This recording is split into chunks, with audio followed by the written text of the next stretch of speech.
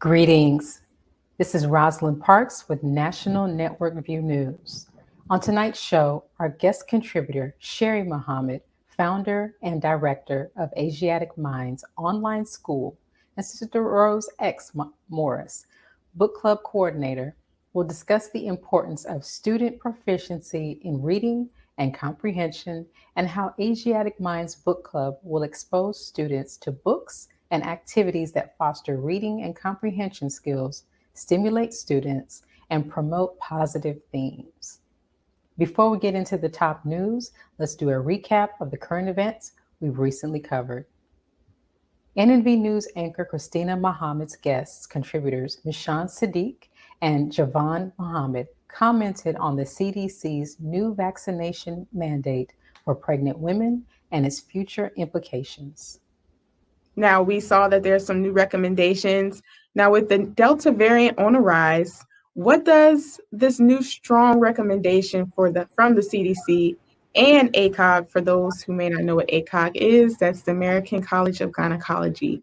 What does this mean for pregnant women? I can. Well, thank you so much for having me on the show. I really appreciate it.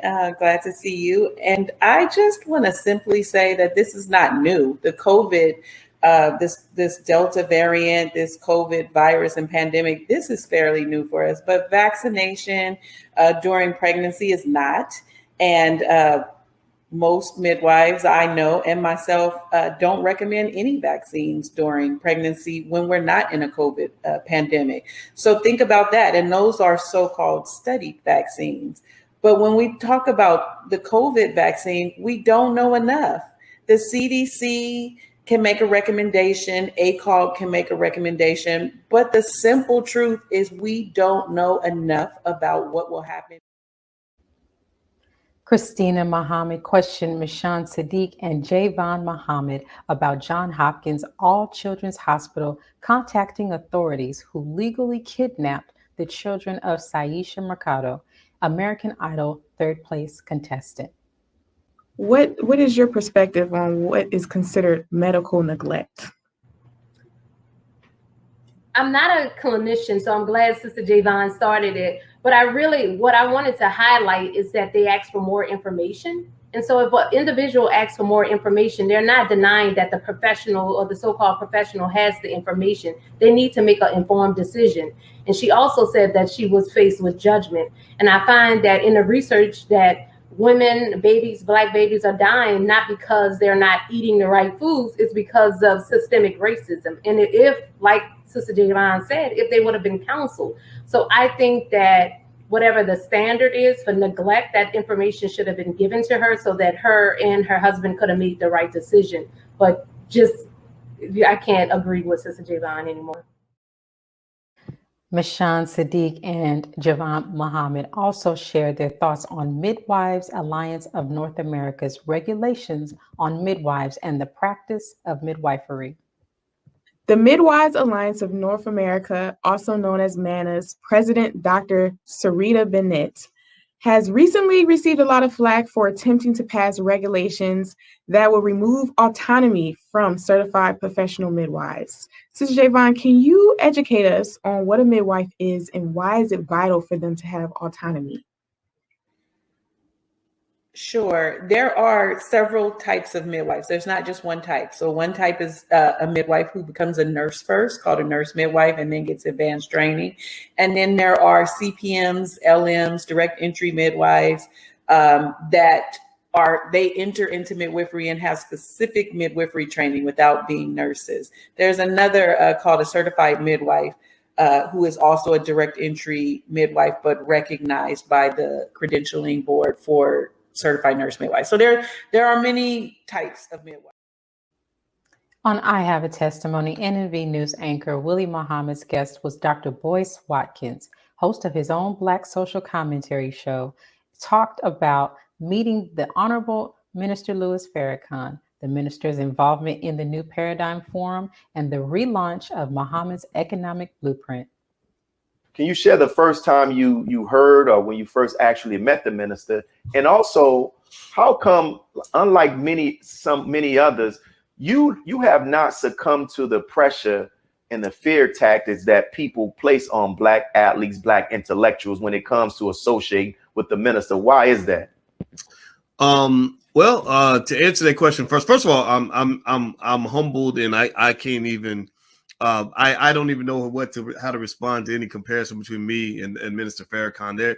There is no comparison in my view. This man is extraordinary, and I first started to learn about him when I was in college, and right before the Million Man March, and he helped me open my eyes in terms of understanding the complexities of American racism and just what power and strength and manhood really look like. And so, when I got the chance to sit with the minister, it was obviously overwhelming. Last week, I sat down with weekly contributor Brian E. Muhammad, Final Call News staff writer for a tribute to the life and legacy of Dr. Renuku Rashidi, world-renowned scholar. What would you say stood out to you most about Dr. Rashidi and his work? Oh man, Dr. Rashidi is, his example, I would say, is the greatest legacy. Because we live in an age, especially with today's technology, where you can get information at the flick of a finger. And, and there's a saying that, it must be true. I saw it on the internet, but as free as the internet is, there's also a lot of falsehood, a lot of information that is not really true and reliable. And his example was the kind of man who went and he searched out the truth based on verifiable evidence, going to the different places of the earth and pulling the information up of our history. Brian E. Muhammad discussed Israel's continued stoking of war with Iran and its implications as a possible warm-up to a multicultural war. Brother Brian, why is Israel continuing to stoke the war with Iran? Well, Israel needs to stay relevant. Israel has a problem. Israel cannot exist without the backing and the full support of the United States. So Israel is trying to stay relevant where it does not lose its so-called benefit, which is to a tune of nearly $4 billion a year, plus loans and military loans and assistance that pushes that figure nearly $5 billion a year of taxpayer money. So Israel as a welfare state has to stay relevant to America. Brian E. Muhammad also shared his thoughts on the UN General Assembly's creation of a permanent forum for accountability of America's racism against Blacks in America and around the globe. Currently, there's a Final Call News article entitled "World General Assembly Creates a New Permanent Forum of People of African Descent." How will this new platform improve the lives of Black people around the globe? Well, the UN, as I've been saying earlier, it's a joke. The UN does not have the power. Let me just start off with this. The Honorable Minister Louis Farrakhan said that justice is not going to come from the courts of this world. It's going to come from the God of justice. The UN is enslaved to the biggest influencer of oppression in the world, which is the United States. Weekly contributor Dr. Akili Muhammad updated us on how states and communities are tracking COVID and its Delta variant infection rates, how the vaccinated, what's the reason, and the effect on the population in general. What's the reason the scientific community is saying a vaccinated person can transmit the COVID infection? Well, as you know, there's this one side or the opposite in just about every aspect when we're dealing with health these days. And there are many scientists that are saying that when we are vaccinated and the body starts to produce these spike proteins on the cells, this is happening in just about all the tissues in the body. And so the immune system is having to respond to that reality, meaning that there's work that has to be done in order for the spiked proteins to be produced on so many cells. We're talking about billions or trillions of cells. And so at the same time this activity is going on, here we have the Delta variant coming into this region. I'm specifically speaking about the United States. And now your body has to fight another variant.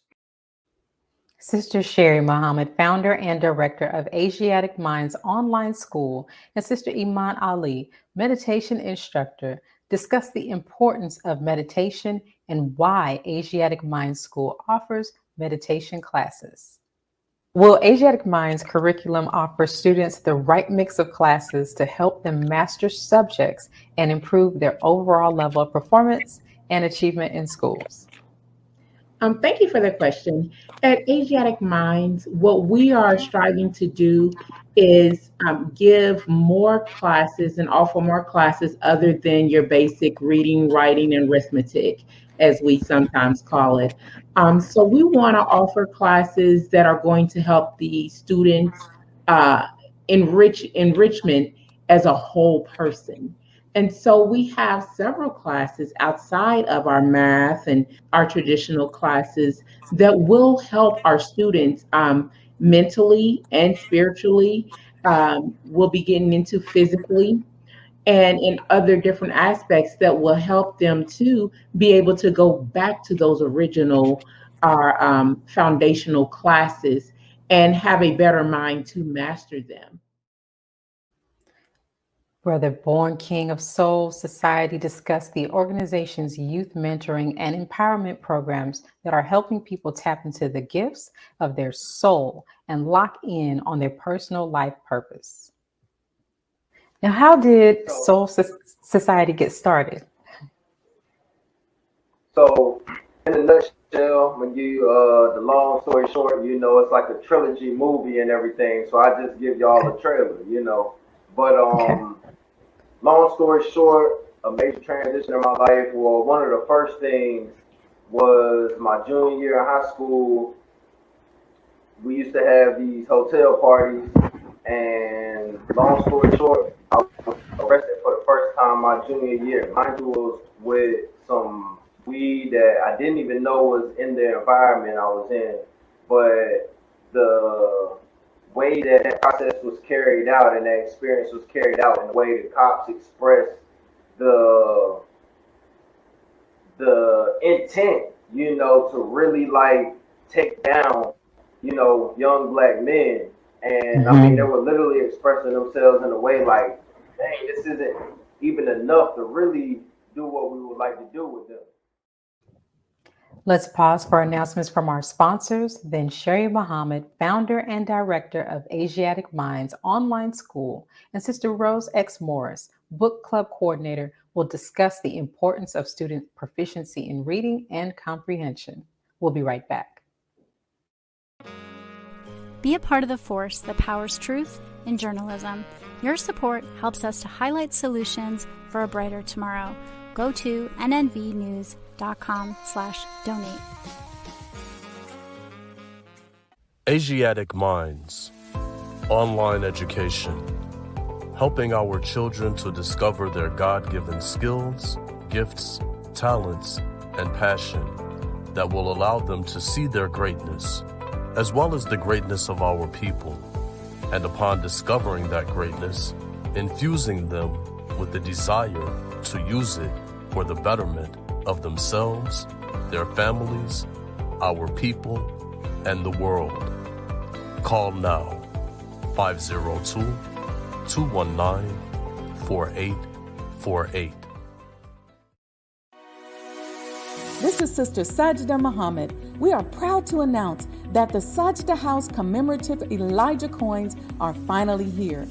This priceless heirloom, made from recycled copper from the messenger's home, is now available at sajdahouse.com. The hashtag Bank Black social media campaign made strides not only in revolutionizing how we bank, but also how we think. The movement inspired thousands of African Americans across the country to transfer or deposit millions of dollars into Black-owned banks. These are banks that will invest in urban communities, employ African Americans, support Black businesses, and inspire Black home ownership. This is a very proud moment for our culture as we are taking small but significant steps towards building Black power through Black wealth. Thank you for tuning in to NNV News. Please share your thoughts with us in the comments section below. Follow us on social media at NNV News, and please subscribe to our YouTube channel, National Network View. This is Clifton Muhammad with NNVnews.com.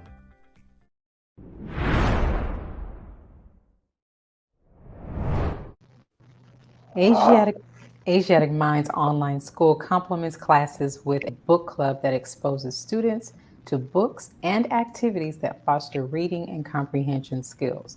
They stimulate student minds and promote positive themes. Joining us to discuss is founder and director of Asiatic Minds Online School, Sherrie Muhammad, and Bookclub Coordinator, Sister Rose X.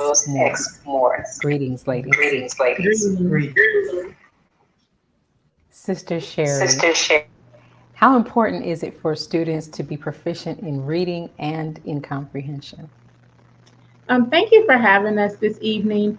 It's very important for students to be proficient in reading. As we know, illiteracy is a major factor and contributor to the school to prison pipeline. And so also in the Supreme Wisdom, we're taught that in the temples we should have reading classes. So us having this book club is our part of having that reading class for our students. The piece of literacy, that is something that we have to help our students improve on. There was a 2017 Huffington Post article that actually stated that 43% of adults in America read at an 8th grade level or lower, and also that 14% can only grasp material at a 5th grade level. So those are not good numbers, because that illiteracy does lead to that prison pipeline. And so we want to do our part at Asiatic Minds to make sure that our students will have the opportunity to improve in their literacy, and not just improve, but to thrive in literacy. That's the goal, is to thrive and to blow those numbers out of the water, and for none of our students to fall into those statistics.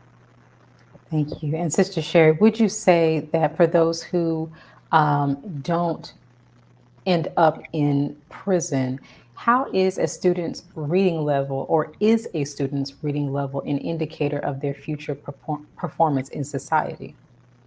Well, I would say it is a huge part of their performance in society, because anything that we aspire to do, we must have comprehension of it. We must be able to read and learn on, the internet provides us, there's a little saying called Google University. Because literally you can learn anything, but not only through videos, but there's a lot of reading involved in learning. Let's think about it. When we go to any university, they're giving you books.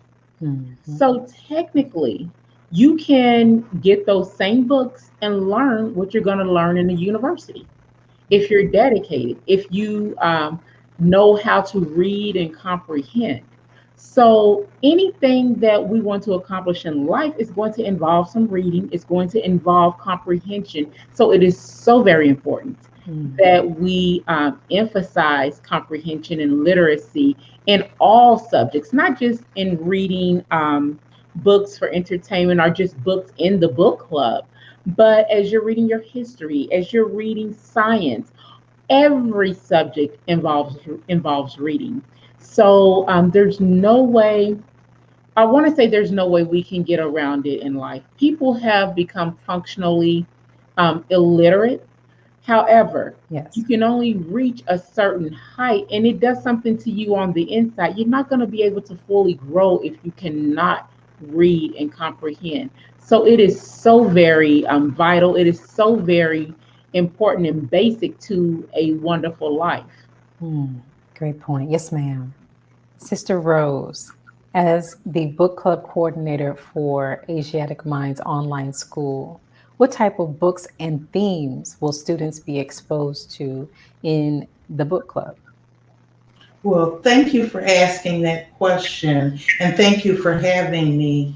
Well, we will be exposing these students to a variety of different themes and characters, themes that they can relate to, characters that look like them.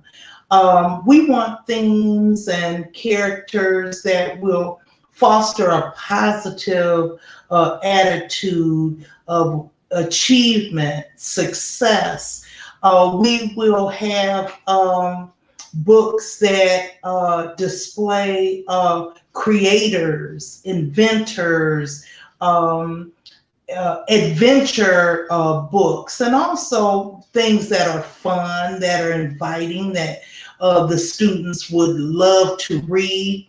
And so we will be having a variety of different types of books, but each of them are very, very well thought out, and they will be something that will also assist the students in improving and complementing the other classes and improving their comprehension and their reading level. And so we are very excited about what we'll be doing this semester. Would you be able to give us one example of the book club activities that you're going to have the students participate in once the school year starts? Well, certainly. Well, one example of the various activities that we'll be having, first of all, is we will have students actually do some pre-reading activities where they can look at a book, look at the title, look at the cover art, and in their own words, creatively, maybe write a little bit about what they think that book might be about. That will generate their own creativity. And, you know, one of the books that we are really excited about is called Black Fortunes. And it is a book by Shamari Wheels, and it talks about some of the first millionaires that came out of the early parts of the 19th and 20th century. And so we're very excited about that. But as they look at each book, some of the activities that we'll have will be brainstorming. As they look at a theme, how would they have written that theme differently? Some of the characters, identifying a character and looking at the setting which the book was written, looking at some of the geographic locations. So as we read the books, some of the activities that we will do will complement the other classes that the students are engaged in. Perfect. Sister Sherrie, how will Asiatic Minds Book Club help improve students' overall level of reading and comprehension? And so with all the activities that Sister Rose just named, that will help to improve the comprehension level, because as we go from book to book, there's going to be quite a bit of discussion. So it's not just it's not a regurgitation session. It's not just a, take this worksheet and go look in the chapter and find the answer. It has a lot to do with thinking. It has a lot to do with making those real world connections. And when you're able to do that, then that's going to raise your comprehension level. And that actually will help you in every other class that you have, because now you have this common thread that you're just weaving through all of the classes. And that alone, and then when you're planting yourself in that through characters that look like you, characters that look like your somebody in your family, an uncle, an auntie, a cousin, or maybe a neighbor down the street, then that's bringing that reading right to your front door. It's helping you to think about it more than just the words that are in a book, but it's bringing it to life. And that helps you with your comprehension. When you can live what you are learning, then that helps you to understand it on more than one level. Now, what indicators will be used to identify improvement as the school year goes on? So we will certainly have, there will be like worksheets that Sister Rose will use. There will be criteria as far as discussion for the children, for everyone to participate and to be able to see the level of growth in that participation level. Could you identify the setting before? Could you identify the style of writing before? Now, can you identify that? Can you demonstrate that? So it's to really get our students have these little markers to help our students to easily progress in their comprehension and articulation of what it is that they're reading. Okay. And Sister Rose, in addition to being the Asiatic Minds Bookclub Coordinator, you're also an author and a publisher. What books have you written and or published? Well, thank you for asking that question.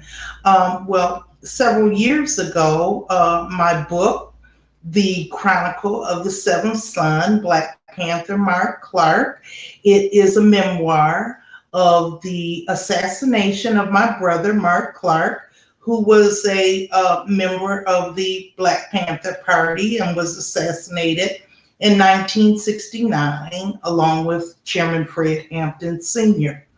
I've also just published and released another book, and the book is actually called Being on the Planet, and it is also a true memoir that goes into a 1984 encounter with the mother wheel. And so we're very excited about those books. My daughter, Jacqueline Clark Hodge, is the author of Being on the Planet, and I have edited and published that one as well. Now, for the both of you, very quickly, and I'll start with you, Sister Rose. How has Dr. Runoko Rashidi impacted Black and African-centered scholarship? Has he had an impact on you personally, or has he had an impact on any of your works? Yes, he has. As a matter of fact, I followed Dr. Runoko Rashidi's work very extensively, and sometimes I actually thought he was actually speaking to me, as he would do Facebook posts. And I actually began studying his work when he worked with Ivan Van Sertima, who gave us They Came Before Columbus.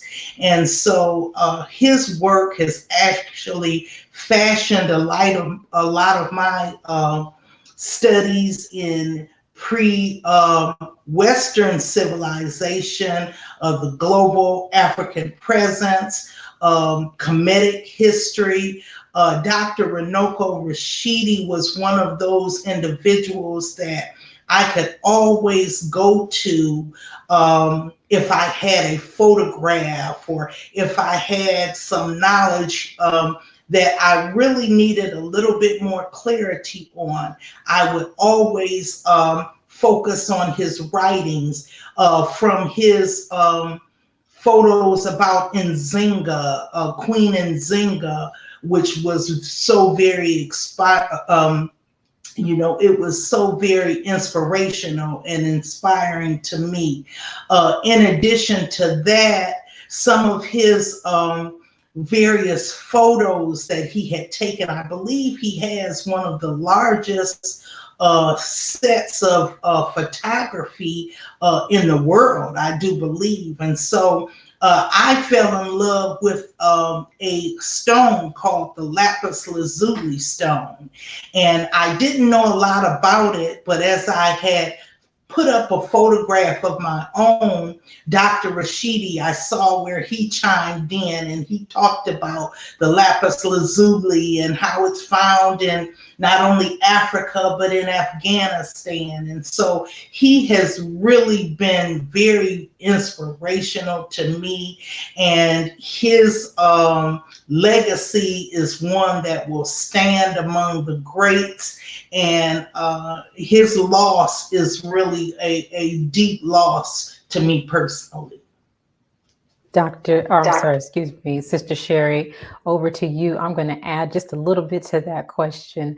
With you being the founder and director of Asiatic Minds Online School, how has the scholarship of Dr. Rashidi influenced the drive that you have to increase the scholarship of our students? So, Sister Rosalind, unfortunately, I cannot say that directly, Dr. Rashidi, that I have studied his work directly and that I will point to it as a major influence. Now, indirectly, I'm so sure that it has a bearing on the path that I'm on, because as we do anything, we are not individuals that just pop up out of the blue and are not connected to those who have laid a path of work in front of us, whether we really know it or not, exactly all of the work that they've done. I have mentors that I'm sure could speak volumes on his work. And so I am so sure that indirectly I have been affected, but unfortunately, I cannot point to a direct connection such as Sister Rose has just done. But I must say that there is no Black person or person who is in education that has laid a path for us to know a knowledge of self, to be able to open doors for us to teach the way that we are teaching, that would not bear influence on what any of us on this path are doing now. So I thank Allah for his life, and I thank Allah for all the work that he has done. Thank you, Sister Sherrie. And before we close out, how can we reach you for enrollment for Asiatic Minds Online School? I know that we have school starting very soon. Can you give our viewers some more information about that? Yes, ma'am. So the first day of school is September the 1st. That is like 2.5 weeks away. Right. I am so happy to say that we only have about 5 slots left in the school. So if someone wants to attend, if there are parents out there really thinking about it, now is the time to make that move and go ahead and secure your spot for your child. You can do that by going to AsiaticMinds.com. That's AsiaticMinds.com.